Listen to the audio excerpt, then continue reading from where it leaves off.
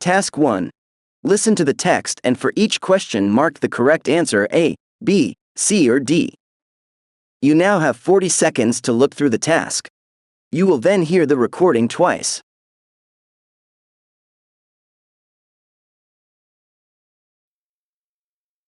I didn't plan on becoming a florist. I was looking for a part-time job while I was at college doing a course in childcare, and my local florist had a Saturday vacancy advertised, so I thought I'd apply. At first, I didn't have much interest in flowers, but gradually I came to love the work. I learned so much from my first boss, Janet. She seemed to know exactly which flowers were needed for each occasion. I worked for Janet full-time for a couple of years, and then for another florist for around 6. After that, I felt ready to start up a business myself. I was lucky that my uncle had an empty property, which he rented to me for a very low rent, so I found it easier than most to get started. Being a florist is about so much more than just the flowers. Although some people come in and buy flowers because they love them, customers are usually buying them for a special occasion and they want them to be perfect. Most people end up having a chat about why they're buying the flowers, for a birthday or anniversary, or because a colleague of theirs is retiring from work, for example. If you are a people person, it's a great opportunity to meet people and find out about their lives.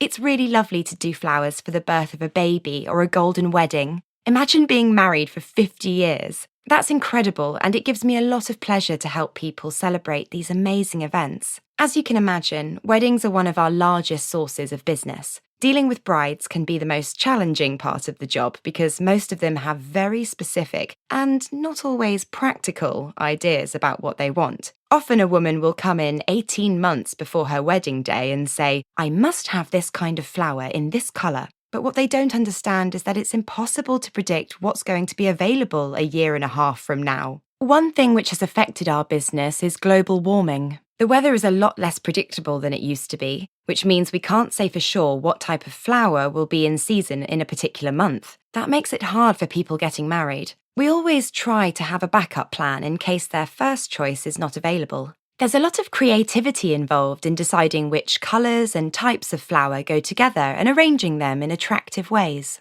I didn't really think of myself as a creative person, but now I believe that anyone can be like that, but they have to put their mind to it. But florists also need to be sensitive. We sometimes have to deal with someone who's forgotten their husband's or wife's birthday, or people who are sending flowers to make up with someone after an argument. Part of your job is to help customers choose the right flowers.